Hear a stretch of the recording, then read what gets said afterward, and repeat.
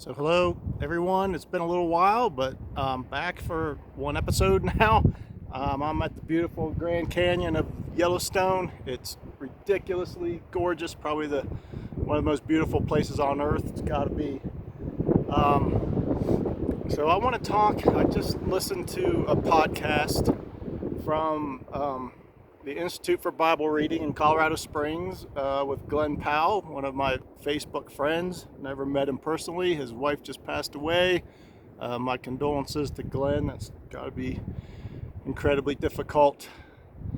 But they were talking about a new Bible where the order of the books is changed around, which is fine. I'm not going to complain about changing the book order. That's fine. They're correct in that it's just a human thing, book order, whatever. But in the podcast, they talked about the order of the books. And one of the goals of the Institute for Bible Reading is to get people to read the whole Bible as much as possible in giant chunks.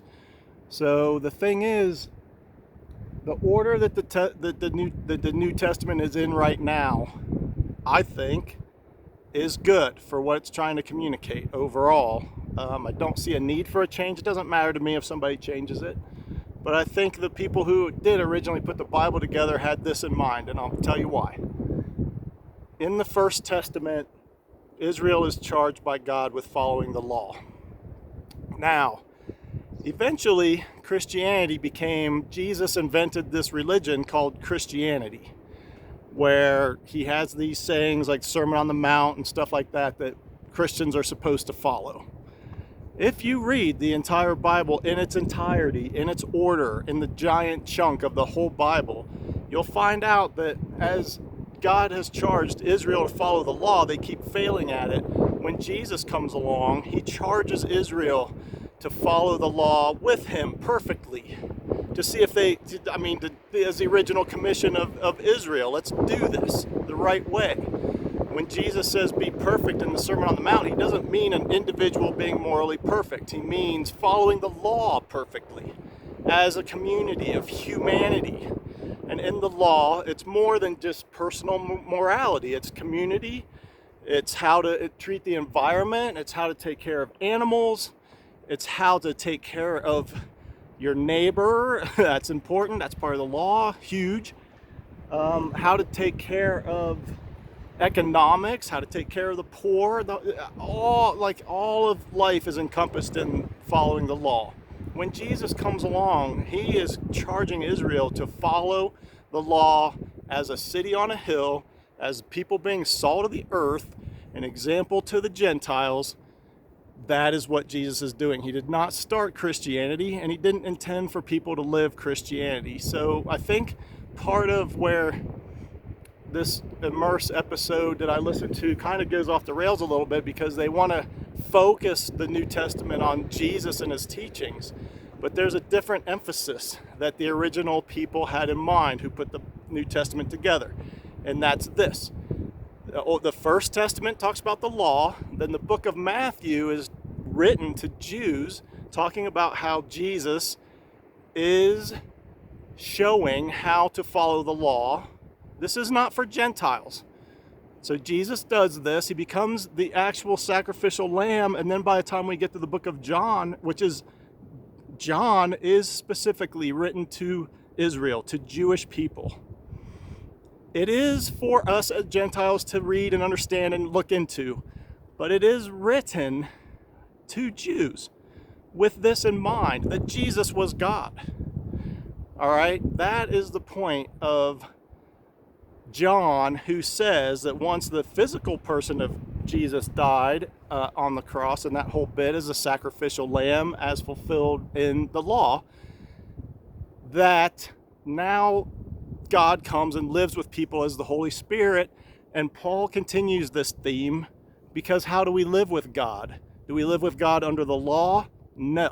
We live with God in freedom. And it's not just Jewish people, it's everybody. Jews and Gentiles are now included in the family of God as one big Israel, as it says in the book of Romans around chapters 9, 10, 11. Okay. The order of the New Testament now shows that Jesus was teaching the law, that Jesus was not just a Jewish rabbi, according to John, addressing Jews. He's telling Jews, no, this guy was divine somehow. He was God. He sent the Holy Spirit, which is to God, to live with people on earth, which was God's goal from the beginning, but God always had to retreat from human presence because of evil. We treat each other like crap. All right. But after Jesus was the sacrificial lamb, it fulfilled that law, and now there is no penalty being held against humanity. It's not an individual thing, it's community. This is all of earth. Jesus died for everybody. Everybody's sins are forgiven, and they have been for 2,000 years. Now Paul comes along and says in Galatians, one of the next books, hey, we got freedom.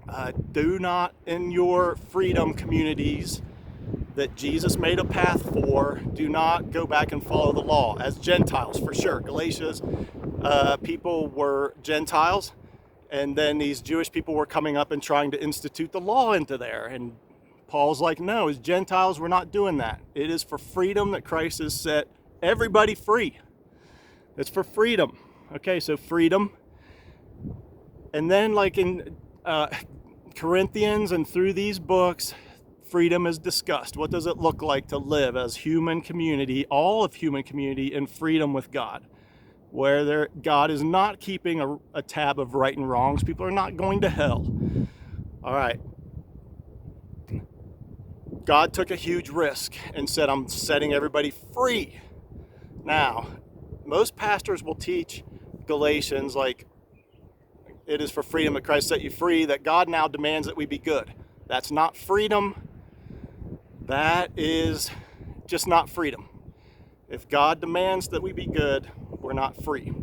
Okay, now, the question comes up, and it came up in the New Testament gatherings all the time. Does it just mean we can do anything we frickin' want? Is that what God has set us free to do? Paul's point is no. So, what he's getting at then is when you come up on Peter and Jude, these books discuss what happens when people just get crazy evil in their freedom. That's what those discussions are about. Then you come up on Hebrews and James. Those are about free communities that are being persecuted by people who are Jewish people who are trying to go into predominantly or almost exclusively Jewish communities. This is what these books are written to, and taking away the freedom of the people and trying to institute the law back into how they deal with God. That is what those two books are about. Then you get into Revelation, and that's a whole different thing. It's not about end times. It's not about the end of the world. It's not about how all people who don't follow God are going to be thrown into hell. It's not what it's about. It's about Roman Christians being persecuted in the time of Rome. And it's an encouragement to them, for them not to give up their freedom that God's given them. There's a very unfree society. Humans have been trying to work on freedom forever, and it's one of the reasons why America has largely been respected, because we've tried to institute freedom into our government, into our way of living as individuals and as a community. And there's still a lot of work to be done, because as we see with the racial history of America, freedom was not always upheld community-wide. So we're all still working on that. We're making progress. It's good. Okay, this is what the Bible is about. That God went from the law with this one people who were charged to be a light on that hill, a moral beacon to humanity, of the Gentiles. They, as humans, this is not an ethnic slam, as humans, they couldn't do it. So Jesus died on the cross. God came, showed them. Jesus taught how to follow the law perfectly. People couldn't do it. They messed it up so bad they ended up killing God in the meantime. And in so doing, it was not a disaster that God was killed. God rose from the dead, redeemed all the evil, set all of humanity free. And Paul's big thing is that Jews and Gentiles who had hugely animosity in their relationship, as you can see from the history of the Bible, come together in communities as people who love each other in loving communities, in freedom, not under the law. Okay, That is not what Christianity is about these days. We got to get back to what it was about. It is not about, Christianity today is a complete mess. Churches are teaching things that are ridiculous. Not understanding the difference between Jesus teaching the law and thinking that Jesus's words are about Christianity has put people back under law without knowing it. And then, then there's all these discussions about legalism, which is ridiculous. The New Testament is about freedom. God has allowed humanity to have all their sins forgiven and not held against them as we live in freedom. And Paul says, in your freedom, love each other. That is the Bible in a nutshell. All right, hope you enjoyed that, and I hope you enjoyed the scenery. And from Yellowstone, peace out.